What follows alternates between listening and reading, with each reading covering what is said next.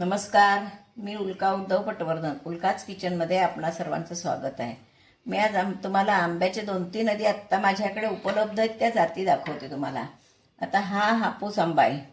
हा आपण जनरल अगदी सगळीकडे बाजारात मिळतो आणि खातो. हा पायरी, हा सुद्धा तुम्हाला माहिती असेल. पण हा पायरी आंबा हा अगदी म्हणजे पचनाला चांगला किंवा उन्हाळ्यात थंडाव्यासाठी म्हणून हा आंबा चांगला. डॉक्टरना जर विचारलं तर डॉक्टर सांगतात हापूस आंबा खाऊ नका, पायरी किंवा रायवळ आंबा खावा. आता हा तिसरा प्रकार आहे, हा रायवळचा प्रकार आहे. हा तर एकदम सुंदर, हे रायवळच्या जातीच्या असतात. या चवीला अतिशय सुंदर आणि खायला छान, चोपून खायचा असतो हा आंबा. हा असा त्याचा म्हणजे हे वरचं देठ काढून टाकायचं, पिळायचा आणि खायचा, असा तो प्रकार असतो. हा रायवळ आंबा, हा हापूस आंबा आणि हा पायरी आंबा. आज मी तुम्हाला हे 3 प्रकार आंबे दाखवलेत. पण आत्ता उन्हाळा चालू आहे, त्याच्यासाठी मी उन्हाळा असल्यामुळे हापूसच्या आंब्याचा रस काढायच्या ऐवजी आज मी तुम्हाला पायरीच्या आंब्यांचा रस काढून दाखवणार आहे. म्हणजे तो एकदम खायला थंड आणि छान असा, थोडा पातळ निघतो पण चवीलाही चांगला असतो, वास त्याला छान असतो पायरी आंब्याला. असे हे आंब्याचे प्रकार दाखवलेत. मी आता तुम्हाला आंबे धुवून रस काढून दाखवते. ह्या पायरी आंब्याचा मी तुम्हाला रस काढून दाखवणार आहे आणि मी तो तुम्हाला रस काढून दाखवते. आपण ही आंब्याची सालं काढून घेतलीत. आता रस कसा काढायचा तो तुम्हाला दाखवते.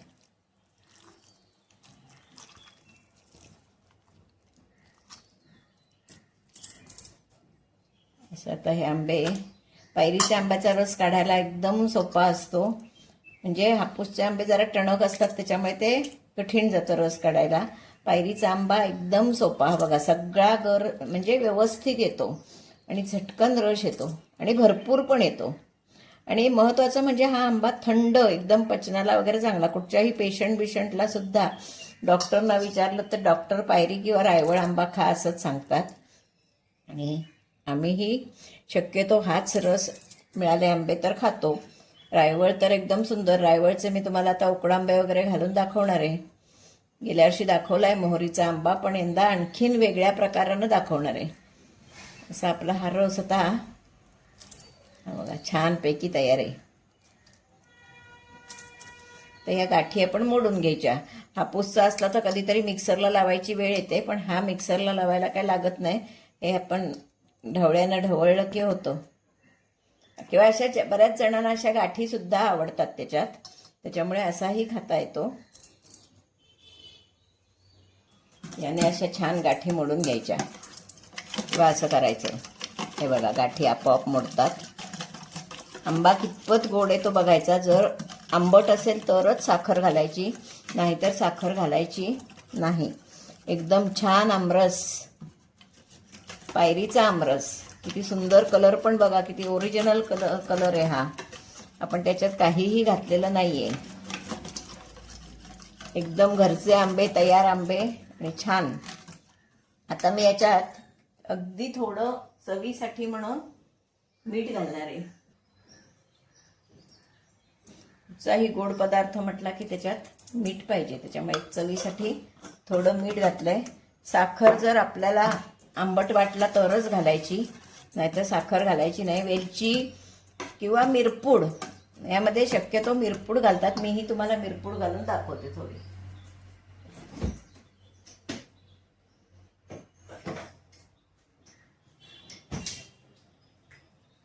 अगदी चिमूटभर मी त्याच्यात मिरपूड घालणार आहे, म्हणजे रस बाधत नाही. आता उन्हाळा आहे त्याच्यामुळे मिरपूड जास्त खायची नाही, पण वासही छान येतो म्हणून ही मी चिमूटभर मिरपूड घातली. वेलची हवी असली तरीही घालू शकतो.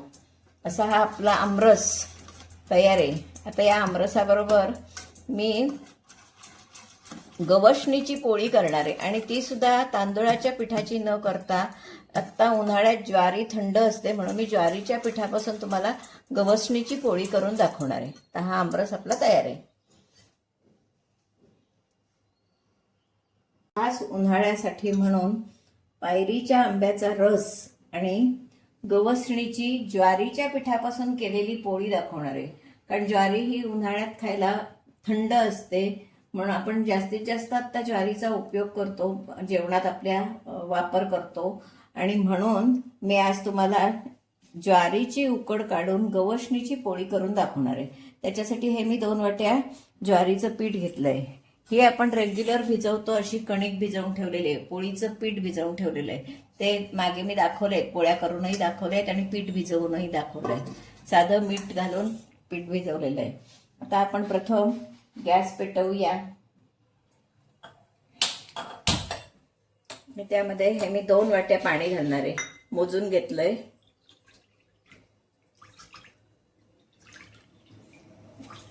जशी आपण तांदळाची उकड काढतो तशीच ही उकड काढणार आहोत. आणि त्याच्यासाठी मी तेवढंच म्हणजे वाटीला वाटी पाणी घेतलंय. अगदी समजा कमी जास्त झालं तर थोडं आपण पीठ वाढवू शकतो. तर त्याच्यात मी चवीप्रमाणे जशी त्या उकडीला मीठ घालतो तसं या उकडीला सुद्धा आपण मीठ घालणार आहोत. तांदळाची उकड करतो तशीच ही उकड करणार आहोत. नेहमी आपण गवसणीची पोळी म्हटली की ती तांदळाच्या पिठाची करतो. आज आपण ज्वारीच्या पिठाची करणार आहोत. तर मी थोडं त्याच्यात उकड छान आणि पोळी आपली स्वादिष्ट होण्यासाठी म्हणून 1 चमचा तूप घालणार आहे. म्हणजे त्याला वासही छान येईल आपल्या पोळीला आणि पोळी एकदम मऊ लुसलुशीत होईल. त्याच्यासाठी आपण चमचाभर तूप घातलंय. आता हे मी चांगली उकळी काढून घेते. पाण्याला छानपैकी उकळी आली बघा. तर आपण हे पीठ जे मी मोजून घेतलंय 2 वाट्या ते मी यामध्ये घालणार आहे आणि ते चांगलं ढवळून घेणार आहे. खाली उतरून त्याच्यात घालते. हे बघा छान अशी उकड आपण काढून घ्यायची आहे. पीठ मी बरोबर तेवढंच मोजून घेतलेलं आहे. त्याच्यामुळे ती व्यवस्थित उकड होणार आहे आपली.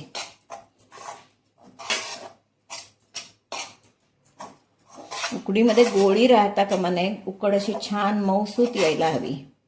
किती सुंदर अशी उकड आली आहे बघा आपली.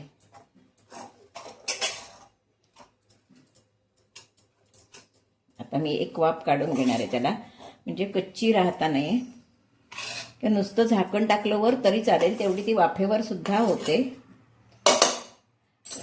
गॅसवर ठेवून जरा थोडी मी 1 वाफ काढणार आहे, म्हणजे छान अशी कच्ची बच्ची नको. मिनिट झाकण ठेवून देते आणि गॅस घालवते. गॅस घालून टाकूया. तुम्हाला दाखवते ती उकळ छान अशी आली होती. ही बघा सुंदर अशी वाफ आलेली आहे. आता ही मी छानपैकी मळून घेणार आहे. उकड ही शक्यतो मोदकाची काय किंवा कसली काय शक्यतो गरम असतानाच मळून घ्यायची, म्हणजे मग ती छान मळली जाते, त्याच्यात गोळी राहत नाही. अशी जरा तुम्हाला मळून दाखवते, मग गोळा करून घेते व्यवस्थित. हे बघा असं तूप बीप लावून घ्यायचं आणि अशी मळून घ्यायची. त्याच्यात गाठी राहत नाहीत.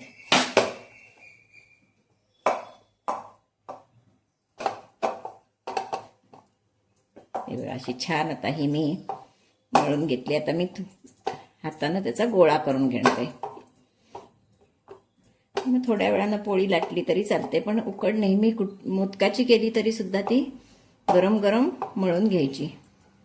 बघा छान आपली उकड झालेली आहे. तर मी ते तेलाचा हात लावून मळून घेणार आहे, किंवा पाण्याचा हात लावला तरी चालेल.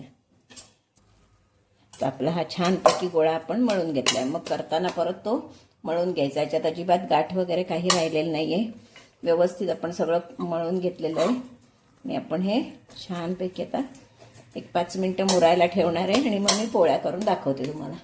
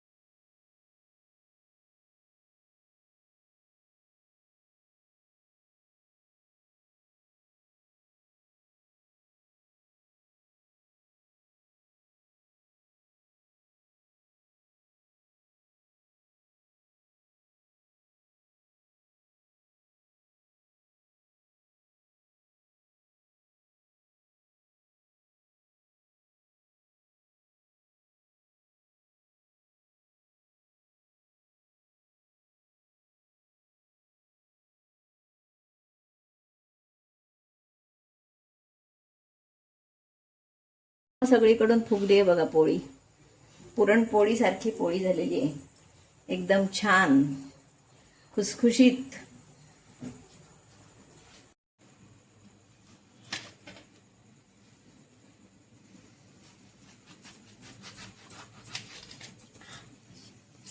आपण पोळी सर्व करूया, त्याच्यासाठी आंबा पण कापून ठेवूया बरोबर.